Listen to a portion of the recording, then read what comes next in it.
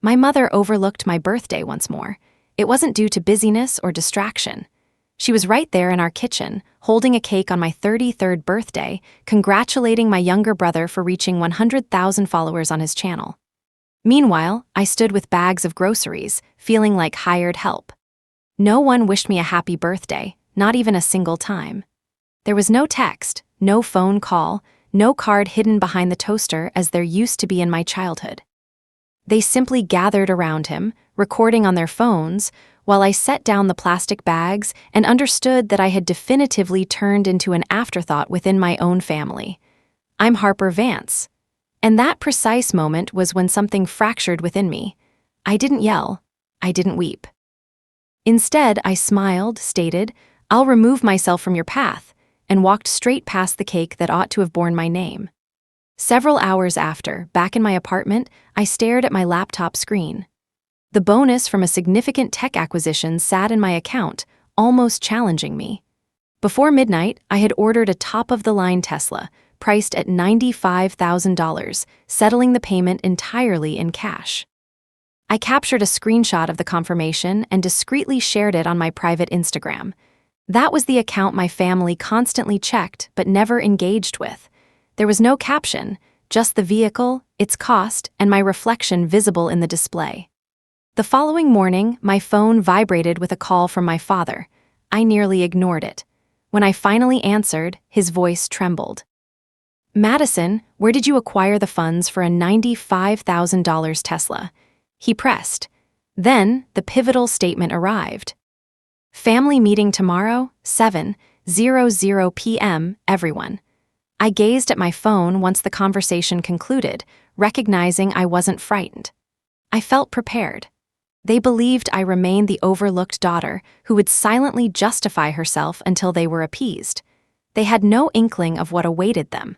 And have you ever felt like a phantom in your childhood home, witnessing everyone else receive accolades while you fade away? Before I share what he articulated and what transpired after I exited that gathering, please tell me your current time and location. I'm truly curious to see how widely this narrative will extend. By the point my father arranged that family discussion, I had already spent months convincing myself that my family's preferential treatment was simply the status quo. I resided in Portland, held a position as a senior product manager at a health technology startup, earning more than I'd ever imagined. Yet, the Vance family back in Atlanta focused solely on one individual, my younger brother, the innovative content creator.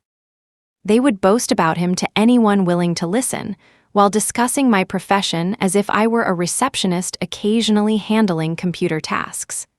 The birthday occurrence wasn't a standalone event, it was simply the clearest instance. A fortnight prior, I had traveled home for a brief visit.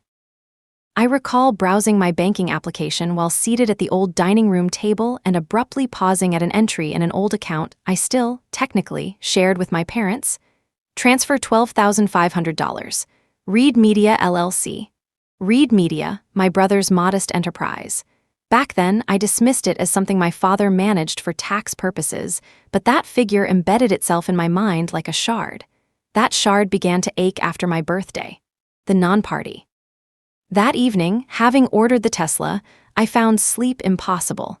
Instead, I opened my laptop and began to investigate.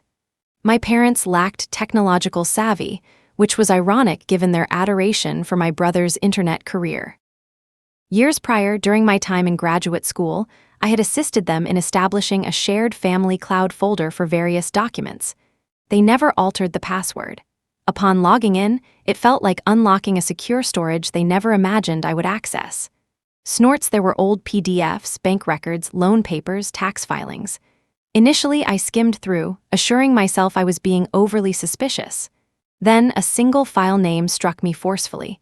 College Fund Madison Closure. PDF. My hands trembling, I clicked on it. The document revealed that my grandparents' college fund, established in my name when I was 10, had been drained 7 years earlier. It was authorized not by me, but by my parents with beneficiary consent. Yet no one had ever consulted me. The last line stated the remaining balance was transferred to Vance Media LLC's operating account, my brother's company. I scrolled down and noticed the date, which coincided with the period he had taken a chance and leased a costly downtown studio for his artistic endeavors. That very studio was one I had previously driven him to, using my own fuel money, while my mother sat in the back, declaring, "This is what genuine support entails." I had interpreted her words as referring to emotional backing. Evidently, she meant financial. I exited the PDF and began opening additional monthly transfer records. Amounts like $2,500 here, $3,000 there, with labels such as studio rent, equipment, festival fees, all originating from accounts my grandparents had explicitly designated for your master's degree, Maddie. I recalled the day I informed my parents I couldn't afford to complete the master's program I'd been accepted into. My mother had sighed and remarked, "Well, that's adulthood. Not everyone gets to chase every dream." Simultaneously, they were electronically transferring thousands of dollars from my supposed educational fund so my brother could acquire cameras and airline tickets. The monetary aspect wasn't even the most distressing revelation. It was the messages I discovered afterward. Their iMessage account was connected to the same cloud storage. I knew I shouldn't have accessed them, but I did. There were numerous message threads of my brother complaining, "I can't create if I'm stressed about rent. The algorithm hates me this month. I need help to stay afloat." My mother would respond with phrases such as, "Of course, sweetheart, we'll figure it out," and she'd send screenshots of financial transfers. On one occasion, she penned, "We'll use the last of Maddie's grad money. She's already doing fine." I fixated on that sentence for an entire minute. "She's already doing fine." As if my self-sufficiency implied I was an inexhaustible supply.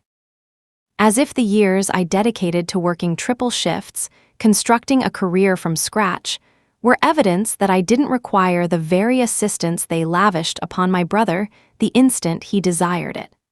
My father interjected once, "This is the last time. We can't keep dipping into that fund." 2 days afterward, another transfer was sent, doubling the prior sum. My hands felt frigid as I sat solitary in my Portland apartment, the screen's luminescence bathing everything in that sickly blue hue. Abruptly, the silent indignity of that birthday cake incident acquired a monetary value.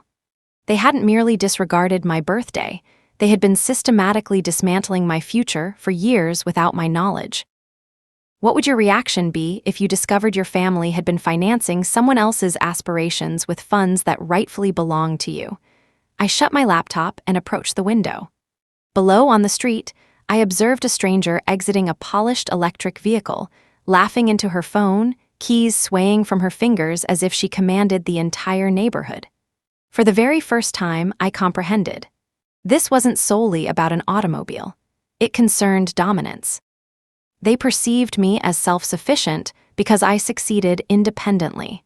They regarded my brother as a delicate prodigy requiring incessant salvation, and they presumed there would be no repercussions for their actions. They were mistaken. The initial individual I confided in wasn't an attorney, a counselor, or even my parents. It was my closest friend, Taylor Chen, the sole person who understood the exact sensation of golden child syndrome without me needing to articulate it. We convened at a rooftop establishment offering views of downtown Portland, the type of venue featuring expensive drinks and fairy lights that softened reality's edges. "They utilized your college fund?" Jordan inquired. I had just laid out the entire narrative before him, complete with laptop screenshots, and then he added, "And then they acted like they couldn't assist you with graduate school." Essentially, I responded, idly tracing the edge of my glass. "And seemingly, since I'm already doing fine, it doesn't qualify as betrayal." Jordan shook his head, emitting that cynical laugh acquired only after years of familial discord. "My parents did the opposite," he stated. "They depleted everything for my schooling, then advised my sister to learn to hustle when she aimed to return to education at 30. They believe stability is a prize, not something one constructs. We sat quietly for a minute, the urban drone audible beneath us. "So, what do you intend to do?" he eventually inquired. "Will you sue them?" "I'm unsure," I confessed. "A part of me desires to annihilate everything. Another part feels drained. Furthermore, everyone views them as these benevolent, encouraging parents of an artistic prodigy. If I emerge aggressively, I'll merely be perceived as the resentful older sister who lacks appreciation for art." Jordan observed me thoughtfully. "All right, so perhaps it doesn't commence with legal proceedings. Perhaps it begins with you halting the narrative where you're the dependable, silent background figure." I snorted. "You sound just like my therapist." "Your therapist likely doesn't curse as frequently as I do," he rejoined. "Look, your parents revere three things: your brother, their public perception, and wealth. You have consistently been the one thing they underestimated. If you genuinely wish to disrupt the situation, you must strike them where it truly causes pain." I considered the Tesla confirmation email still present in my inbox. I hadn't yet mentioned it to him. What if, I began tentatively, I target all three simultaneously? He raised an eyebrow. "I'm listening." I retrieved my phone, opened the email, and rotated the screen toward him. His eyes narrowed, then he nearly choked on his beverage. "You purchased a Tesla." "Not merely a Tesla," I clarified. "A $95,000 Tesla, paid in its entirety. They still imagine me driving the worn-out sedan they co-signed for 8 years ago. That loan is settled, but my father remains listed as a contact on my insurance portal because he desired to monitor affairs. Do you know what appears there?" Comprehension lit up his expression. "Your new car." "Precisely. The acquisition, the worth, the policy, everything. He's going to discover it. He's already convened a family meeting because he spotted the cost. They presume I'm either deeply in debt or engaged in illicit activities." Jordan reclined, a gradual smile forming. "So, the girl they regarded as penniless is arriving with a $95,000 car they didn't finance, and they're completely unaware of how you obtained it. That's quite poetic." "I don't just seek to shock them," I countered. "I want them to face consequences. I want them to grasp that every dollar they subtly diverted came with a price, that they conditioned my brother to anticipate interventions while expecting me to silently tolerate." "So, what's the strategy?" he inquired. I drew a breath. "Step 1, I arrive at that family meeting in the Tesla, not to show off, but to render it physically impossible for them to maintain the illusion of me as the struggling, reliant daughter they've conceptualized. Step 2, I bring evidence, literal documentation." I tapped my laptop bag. Inside, there was an expanding collection of printed statements, marked lines, and adhesive notes. Step 3, I paused, then articulated it. Step 3, I sever ties with them emotionally, financially, and legally if necessary. I've already consulted an attorney regarding the college fund. I possess various avenues. Jordan nodded deliberately. "That's not trivial, that's self-preservation." "And the vehicle?" I asked. "Is it absurd that I allocated a portion of my acquisition bonus to something that will undeniably appear as vengeance?" "Question," he said, inclining his head. "Had they not interfered with your college fund, had they treated you and your brother equitably, would this car still be a logical choice for your lifestyle?" I pondered this. The daily travel, the technology, the reality that I could readily afford it without depleting my savings. Yes, I conceded, it would. I simply hadn't allowed myself to desire it. It felt too grand. "Then it's not retribution," he declared. "It's you permitting yourself to possess something you've earned. The vengeance lies in how you utilize the truth, not in what you operate. Is it truly trivial to transform their preferred status symbol into the reflection they've evaded for years?" I allowed the query to linger between us. We dedicated the subsequent hour to planning the details, how I would organize the discussion, what I would and would not articulate, which boundaries I would not permit myself to breach, even if they attempted to provoke me. "You're not there to ruin them," Jordan reminded me. "You're there to cease allowing them to quietly ruin you." When we eventually departed the bar, I experienced a sensation I hadn't known in years when it came to my family: lucidity. The vehicle was already ordered. The funds were already in my account. The screenshots were printed. All that remained was my presence. Collecting the Tesla didn't resemble a shopping excursion. It felt more akin to entering a courtroom where I served as both the accused and the arbiter. The delivery facility carried the scent of fresh rubber and costly fragrance. Sales associates in branded attire glided about, beaming at everyone as though it were the most joyous day of their existence. My delivery advisor, a gentleman named Owen with a perfect smile, guided me toward a polished Model S displayed beneath gentle illumination. "Madison," he inquired, "she's entirely yours." The car appeared futuristic. It had a midnight silver exterior, a glass roof reflecting the Portland rain, and a white interior, something my mother would have deemed utterly impractical with her characteristic eye roll. I had chosen that specification deliberately. As a teenager, I once pleaded for white sneakers, only to receive a lecture from her about individuals who considered themselves too superior for minor blemishes. Now, here I was, entering a vehicle where every element was white and purposeful. Owen guided me through the fundamental operations: how to access the door, how to ignite it, the location of the charging port. However, I scarcely absorbed his instructions. My mind persistently fast-forwarded to Saturday. Atlanta, my parents' driveway, my father's expression upon seeing me exit a car he hadn't co-signed, supervised, or sanctioned. "Are you all right?" Owen asked at one point. "Most people are beaming hysterically right now." "I am content," I stated truthfully. "I'm merely contemplating the discussion this automobile is poised to initiate." During the journey home, the stillness was nearly disquieting. No engine thrum, just a faint drone and my thoughts echoing against the glass.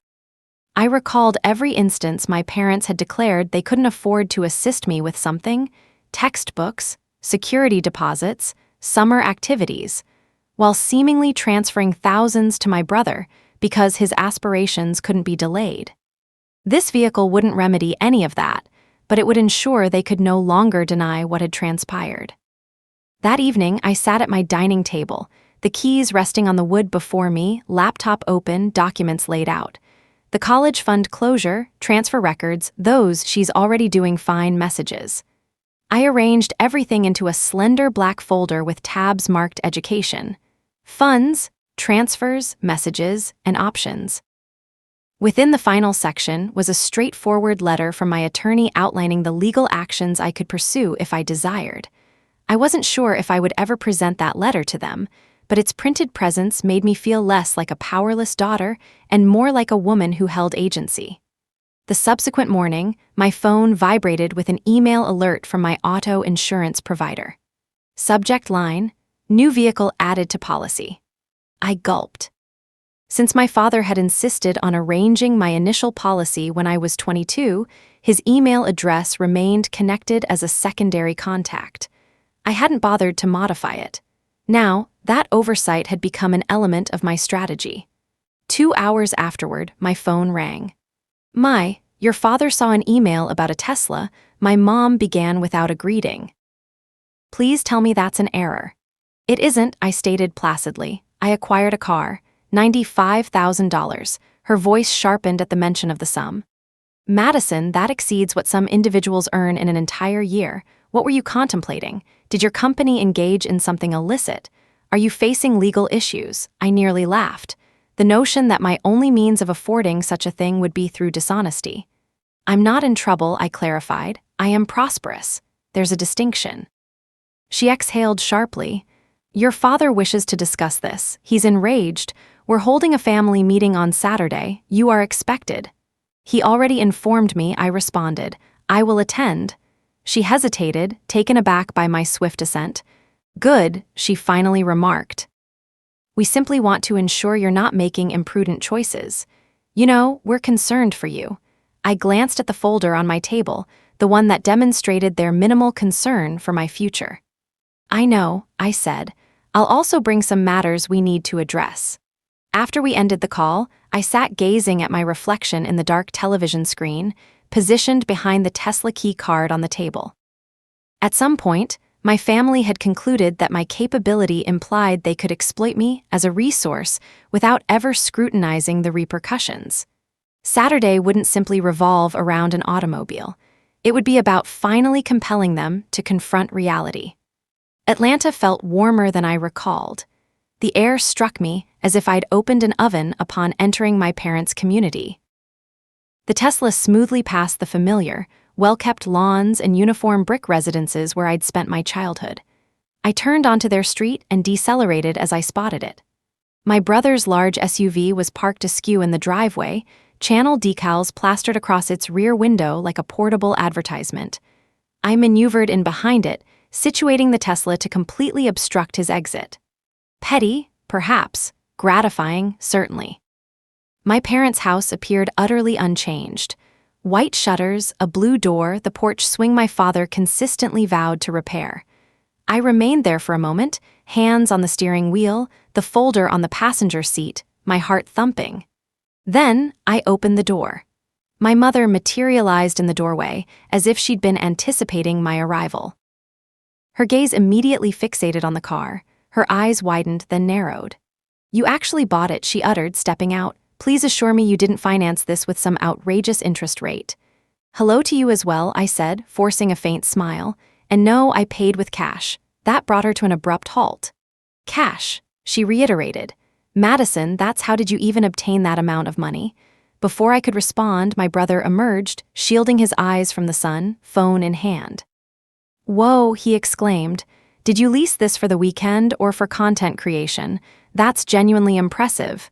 "It's mine," I countered. "I purchased it." He chuckled as if I'd uttered a jest.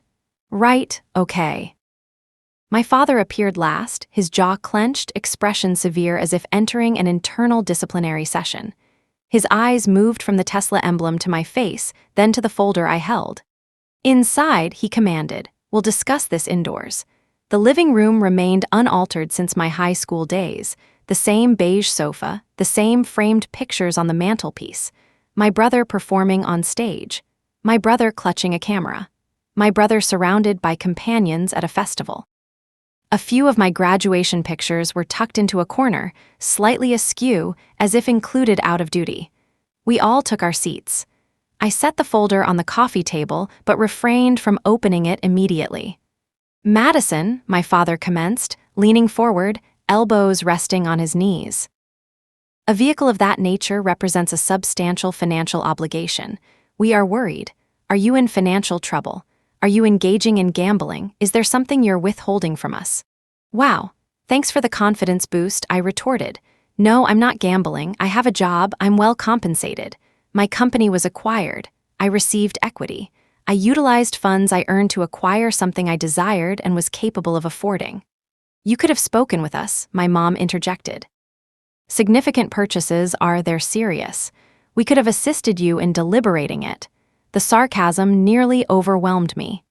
"You're correct," I stated softly. "We should have discussed major financial choices that impacted me, such as, for instance, emptying my college fund." Silence descended upon the room like a drape. My mom blinked, my dad's brow creased. My brother lifted his gaze from his phone. "What are you referring to?" my dad inquired slowly. I opened the folder and pushed the initial document across to him, the college fund closure PDF. "Is this familiar?" I asked. "Do you recall endorsing this?"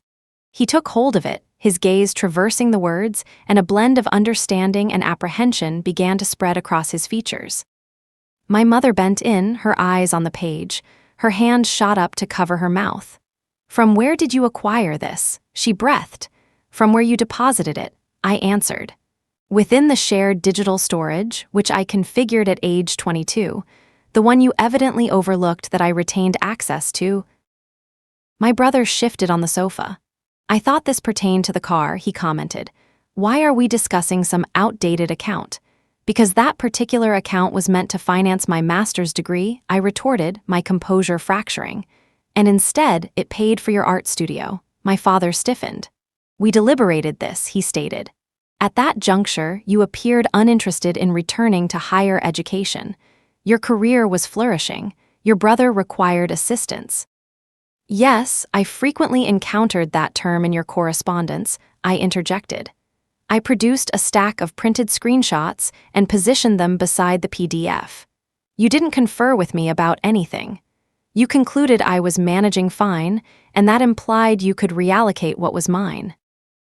And subsequently, you fabricated excuses for not being able to help when I mentioned I couldn't afford the program. My mother began to shake her head. We didn't lie, she uttered feebly. We were under duress. Your brother was struggling. His artistic pursuit was his very existence. We didn't wish for him to abandon it simply due to financial constraints. So, you appropriated mine, I said, without seeking my permission. My brother rolled his eyes. You're overreacting, he declared. It's not as if they pilfered from you. We're family, money is fungible. Easy for you to say when the fungible asset is directed your way, I shot back. How much did that camera cost, Leo? The one you purchased the week this fund was depleted. He blinked. I don't recall. I do, I announced, gliding another page across the table. A bank transfer with the date and amount because I investigated it. The room felt stifling. My heart hammered, but retreat was no longer an option. My father's voice became rigid. Is this truly what this is about? He questioned. You acquired that vehicle to what? To rub it in our faces? To instill guilt in us? No, I replied, meeting his gaze. I purchased that car because I desired it and possessed the means to afford it. I presented these, I tapped the documents, to compel you to accept responsibility. For a few seconds, silence reigned. The sole audible sounds were the faint hum of the air conditioning and my brother's phone buzzing with a notification he, for once, disregarded. Then my mother straightened, smoothing her shirt as if she could smooth away the tension. We never intended to inflict pain upon you, she stated. We knew you would manage on your own. You always do. Your brother, he is different, sensitive, creative. The world is more demanding for individuals like him. The inherent injustice of that remark caused my eyes to prickle. You mean the world is more demanding for people who lack a safety net they believe they're entitled to? I challenged. I was tending bar, securing freelance assignments, doing anything to cover rent and student loans, and you told me it built character. He complains about rent for 2 weeks and you delve into my fund. My father snapped. Mind your tone, Madison. We remain your parents. I laughed without amusement. Precisely, parents, which signifies you bore a responsibility to both of your children, not exclusively the one you deemed exceptional. Leo finally erupted. Oh my God, are you genuinely envious of me? He demanded. You hold a significant professional position and possess a luxurious car, and you're here lamenting an account from years past. You sound pitiable. Something within me became utterly motionless. Envious, I repeated. No, I'm enraged. There's a distinction. I'm enraged that you've been treated like a project, while I've been treated like a dependable appliance. I'm enraged that every sacrifice I made was dismissed because it was mundane and practical, while every impulsive decision you made was framed as bravery. Do not speak to your brother in such a manner, my mother snapped. He exerts himself. Content creation is. I know it's work, I cut in. I'm not denying he does. I'm asserting he's never been permitted to stand independently because you continuously cushion the ground beneath him with resources that were meant to be shared. I turned to Leo. Do you even comprehend from where the funds for your initial year of rent originated? He parted his lips, then closed them, frowning. They assisted, he said, because they have faith in me. They assisted with my identity, I corrected. I slid another document forth, an old loan agreement. Do you see this? You co-signed a personal loan when I was 19, Dad. I believed it was for my car. It was not. It was for a business expense. Your words in the note field. My father snatched the paper, his eyes scanning frantically, his face paled. You were a legal adult, he mumbled. It was simpler this way. Your credit was pristine. We consistently made the payments. That's not the core issue, I declared. You utilized my identity for a loan without disclosing its purpose. Had you missed a payment, my credit would have been ruined for something I didn't even choose. My mother's voice was now faint. We were endeavoring to sustain the family, she whispered. Between your loans, your brother's ventures, the residence, it was considerable. And instead of conversing with me like an adult, you regarded me as a contingency plan with a social security number, I stated. Do you have any conception of how that feels? If your own brother looked you directly and told you your suffering was a jest, would you still label that family? The question resonated in my chest as Leo scoffed once more. "You're being melodramatic," he asserted. "So, they offered me more support. Big deal. You turned out perfectly fine. You own a Tesla now.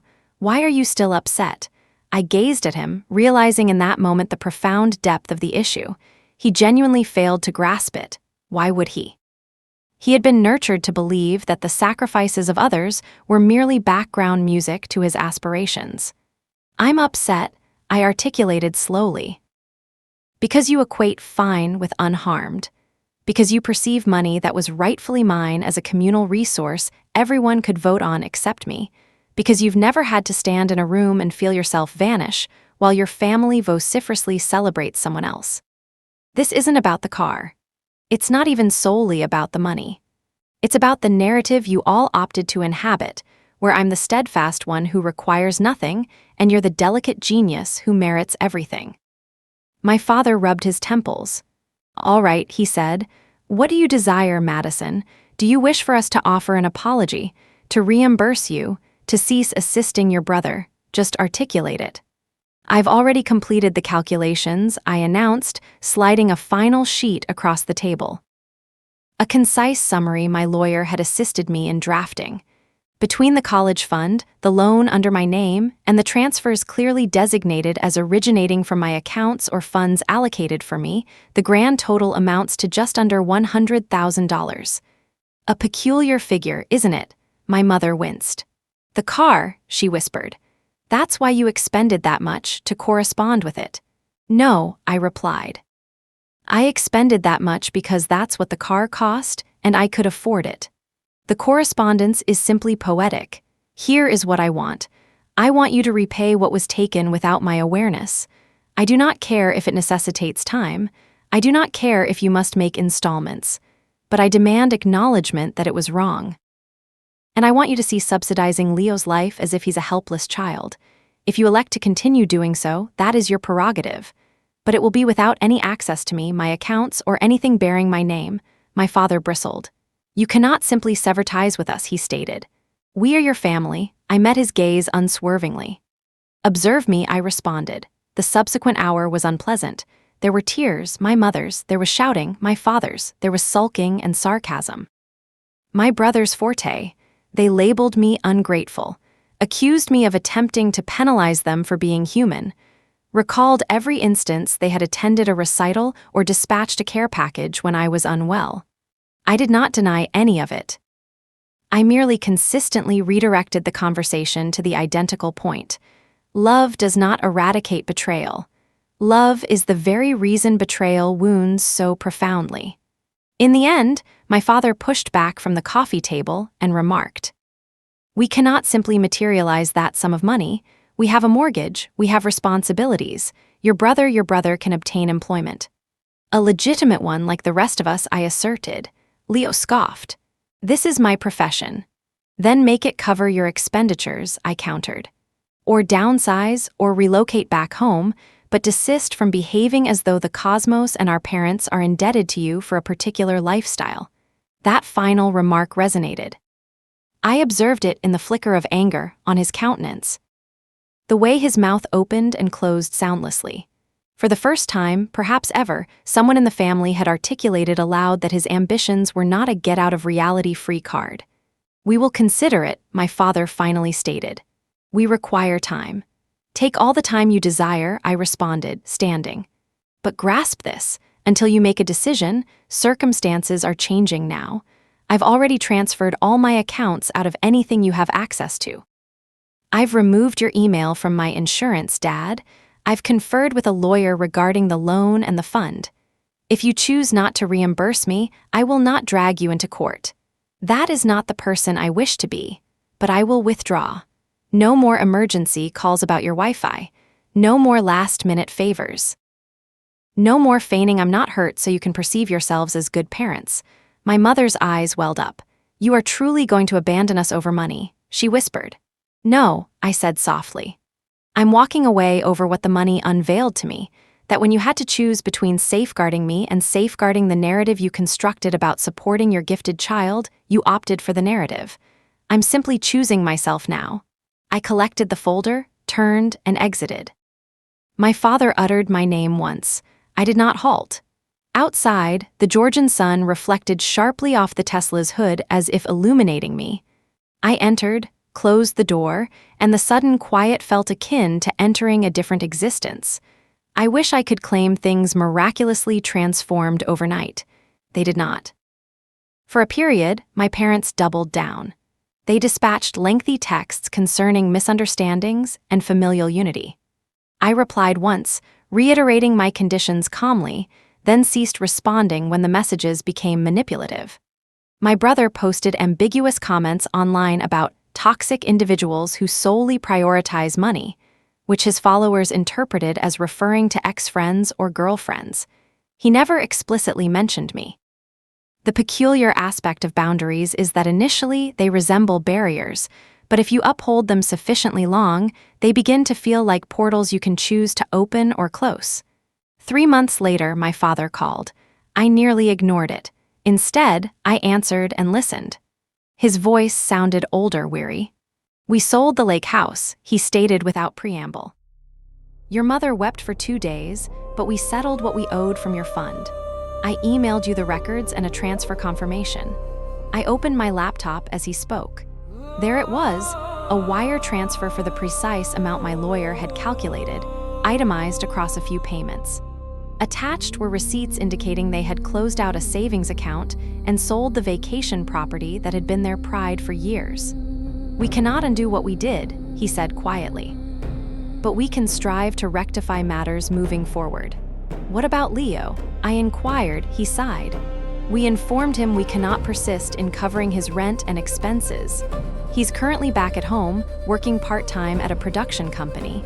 He's not ecstatic, but he will adapt." "He should," I commented. "He is talented, but talent does not excuse ceaseless taking." There was a pause.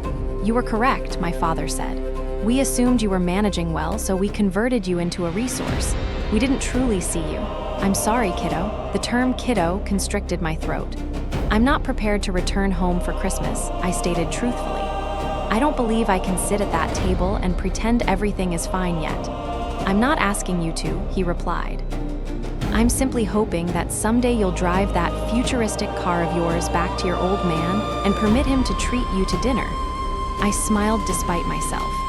"We'll see," I said. After we concluded the call, I descended to the parking garage and settled into the driver's seat of the Tesla.